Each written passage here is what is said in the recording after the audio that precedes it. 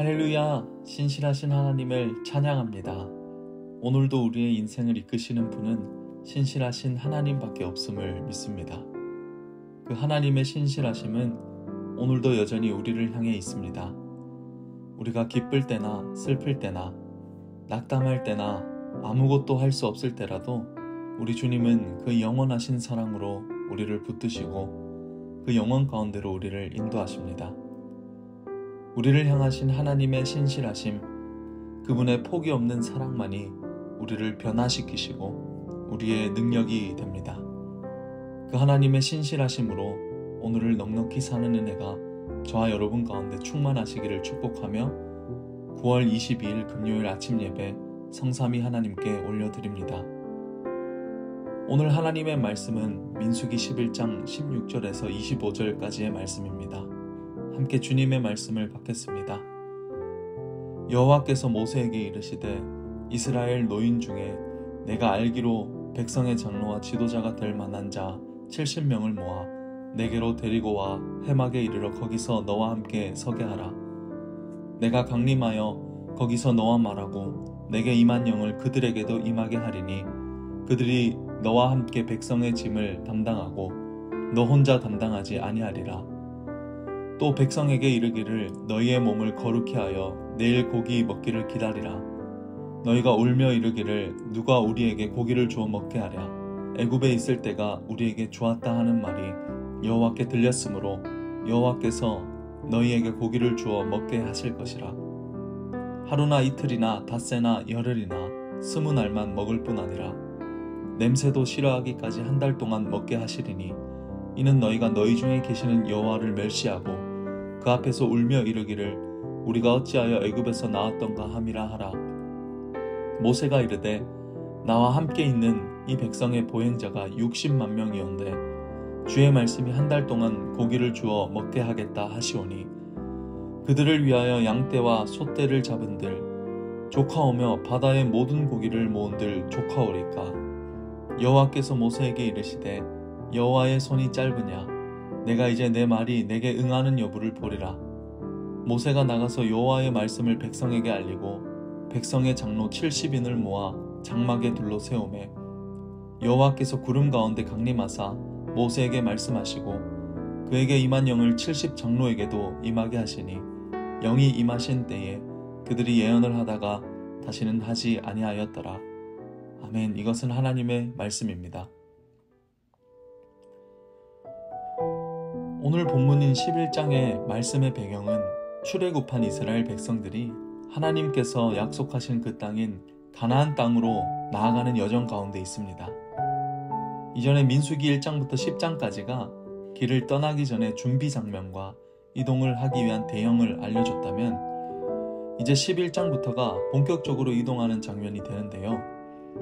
우리가 어제 보았던 11장 1절을 보면 백성이 악한 말로 원망하매 라고 기록합니다. 이것은 무엇을 의미하냐면 이스라엘 백성들이 하나님을 시험하고 의심했다는 것이죠. 하나님은 분명 이스라엘 백성을 선택하셔서 축복하시겠다고 말씀하셨습니다. 그리고 그 축복을 누릴 수 있도록 하기 위해 젖과 꿀이 흐르는 가나안에 가기 위한 준비를 하나님은 철저하게 시키셨습니다. 하지만 어떻습니까? 이들은 이제 광야길을 출발하여 떠나는 그 순간부터 원망하기 시작했습니다. 하나님이 이 소리를 들으셨습니다. 그리고 진노하셔서 이스라엘의 진영 가운데 결국 하나님의 불이 임하게 되죠. 이에 백성들은 모세에게 살려달라고 부르짖습니다.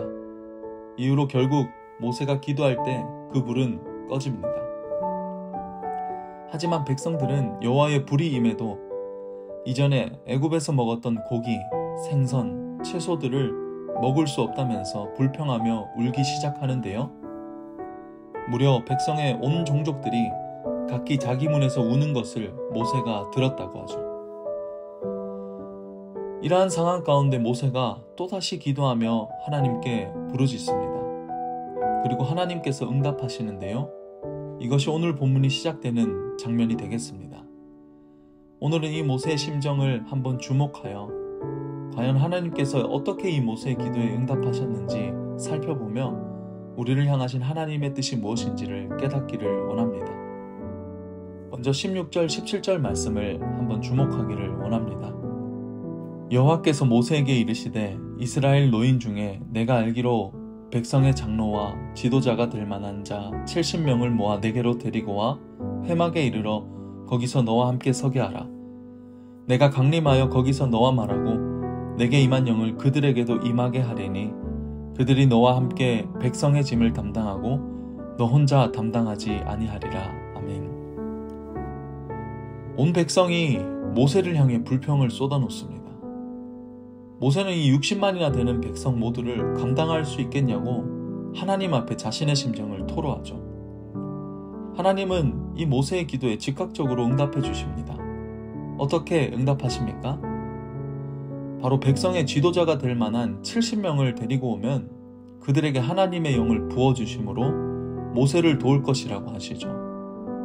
사랑하는 여러분, 하나님은 어떠한 분이십니까? 하나님의 뜻과 하나님의 부르심이 있는 자들의 기도를 응답하시는 분이 바로 저와 여러분의 하나님이십니다. 좌절하고 낙담한 모세에게 하나님은 함께 동역할 70명을 세우면 하나님의 영을 부어주셔서 60만 장정을 이끌 수 있도록 하시죠. 여러분, 하나님의 뜻은 우리가 문제를 통해 고난받는 것이 아니라 그 문제를 어떻게 하나님께서 풀어가시는지, 그리고 그 문제의 과정 가운데 하나님은 나에게 어떠한 분이셨는지를 깨닫게 하시는 것입니다. 이것이 저와 여러분들을 향하신 하나님의 뜻인 것이죠. 하나님은 모세 스스로 이 문제를 해결해 나가는 방법 대신 함께 동역할 70명을 통해 이 문제를 해결해 나가기를 원하셨습니다. 이처럼 때로는 나 스스로 해결되지 못하는 일들이 있습니다. 이 문제를 스스로 붙잡고 간다면 결국 우리는 좌절할 수도 있겠죠. 하지만 하나님께 아뢰고 기도할 때 우리는 문제 앞에서 나를 돌아보게 하시고 그 문제를 통하여 내게 어떠한 은혜의 상급을 허락하시는지 하나님은 깨닫게 하십니다. 하나님은 오늘도 우리의 문제를 통해서 하나님 되심을 우리에게 깨닫게 하시는 분이십니다. 두 번째로 우리가 주목할 부분은 18절에서 20절까지의 말씀인데요. 또 백성에게 이르기를 너희의 몸을 거룩히 하여 내일 고기 먹기를 기다리라. 너희가 울며 이르기를 누가 우리에게 고기를 주어 먹게 하랴. 애굽에 있을 때가 우리에게 좋았다 하는 말이 여호와께 들렸으므로 여호와께서 너희에게 고기를 주어 먹게 하실 것이라. 하루나 이틀이나 닷새나 열흘이나 20날만 먹을 뿐 아니라 냄새도 싫어하기까지 한 달 동안 하시리니 이는 너희가 너희 중에 계시는 여호와를 멸시하고 그 앞에서 울며 이르기를 우리가 어찌하여 애굽에서 나왔던가 함이라 하라. 아멘. 하나님은 이스라엘 백성들이 하나님께 대하여 어떻게 원망하고 불평하였는지 모세에게 말씀하십니다. 바로 누가 우리에게 고기를 줘서 먹게 하겠으며 이 광야보다 애굽에 있을 때가 먹을 것이 더 많았다고 말이죠. 이스라엘의 원망과 불평은 무엇입니까? 무엇이 이들을 불평하게 했을까요? 단순한 의식주의 문제였을까요? 저는 이들의 원망과 불평의 근원은 결국 하나님께 대한 원망임을 바라보게 됩니다. 우리를 가나안 땅으로 보내기는커녕 광야 가운데 머물게 하면서 고난받게 하는 그 원인과 대상은 바로 하나님이라는 것이죠. 이러한 이스라엘의 모습을 보며 우리 안에 있는 죄성을 발견하게 됩니다. 나의 뜻대로 되지 않고 나의 생각과 다를 때 우리는 하나님을 의심하거나 원망하죠. 이것이 왜 죄입니까? 바로 하나님이 우리를 도우실 수 있는지 스스로 판단하는 행위이기 때문이죠. 하나님은 단순히 이들의 의식주의의 문제만 해결해 주는 것을 넘어서 우리의 완악하고 죄의 모습을 대하는 태도를 훈련시키시고 고치시기 위하여 광야라는 과정을 허락하셨습니다. 하나님은 이 이스라엘의 울부짖음에 대해 어떻게 응답하셨습니까? 참으로 놀랍습니다. 그들의 투정과 같은 원망과 불평이 담긴 울부짖음뿐인 기도에 응답하셨다는 것이죠. 여러분, 하나님의 사랑과 은혜는 인간의 생각과 다릅니다. 우리의 잣대로 결코 판단할 수 없는 영역이죠. 하나님이 왜 기도에 응답하셨을까요? 저는 이들이 받아들일 수 있는 믿음의 그릇이 이 정도였기 때문에 하나님께서는 이들에게 자비를 베푸셨다고 믿습니다. 중요한 것은 우리 안에 있는 하나님에 대한 불신을 벗어버려야 하는 것이죠. 내가 고난당할 때, 아무것도 할 수 없을 때 하나님을 신뢰하기가 참 힘듭니다. 과연 이러한 나에게도 하나님이 응답하실까라는 생각도 들곤 합니다. 하지만 하나님께서는 나의 믿음의 가장 밑바닥까지도 하나님을 신뢰하기를 원한다는 것이죠. 우리에겐 두 가지 신앙의 선택지가 있습니다.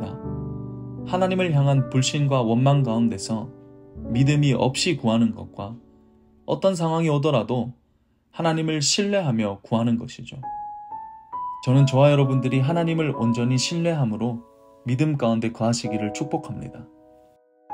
이제 마지막으로 21절에서 25절 말씀을 함께 보고 우리가 하나님의 뜻을 더욱더 깨닫기를 원합니다.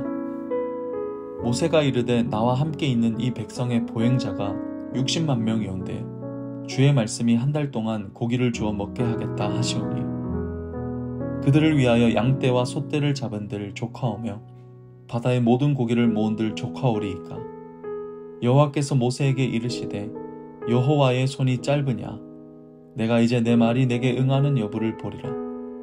모세가 나가서 여호와의 말씀을 백성에게 알리고 백성의 장로 70인을 모아 장막에 둘러세우매 여호와께서 구름 가운데 강림하사 모세에게 말씀하시고 그에게 임한 영을 70장로에게도 임하게 하시니 영이 임하신 때에 그들이 예언을 하다가 다시는 하지 아니하였더라. 여기서 우리가 주목할 부분은 하나님은 모세의 기도에 어떻게 응답하고 있는지입니다. 모세의 질문은 무엇이었나요? 바로 장정만 60만 명을 어떻게 한 달 동안 이 고기를 먹이겠냐는 것이었죠. 이에 하나님의 응답은 여호와의 손이 짧으냐 내 말이 응하는 것을 보리라 였습니다. 사랑하는 여러분, 우리의 인생 가운데서 어떻게 하면 하나님께 대한 기도의 응답을 받을 수 있을까요? 저는 이 여호와의 손이 짧으냐라는 이 구절에서 한 찬송가의 후렴이 생각납니다. 주의 영원하신 팔 함께 하사 항상 나를 붙드시니 어느 곳에 가든지 요동하지 않음은 주의 팔을 의지함이라. 아멘. 주님의 영원하신 팔이 우리와 항상 함께 하십니다. 이것을 믿을 때 우리는 문제 앞에서 하나님을 신뢰할 수 있고 기도 응답을 받을 수 있습니다. 내가 어떤 상황에 놓였든 주님의 팔은 우리를 향해 있으며 이것을 받아들이고 하나님께 나를 의탁할 때 우리는 주님의 말씀이 응하는 것을 경험할 것입니다.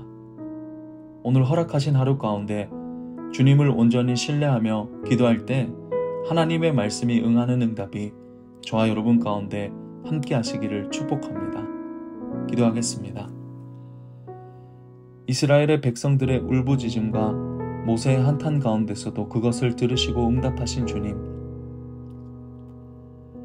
주님의 그 자비가 얼마나 크신지 우리의 생각과 믿음으로는 측량할 수 없음을 고백합니다.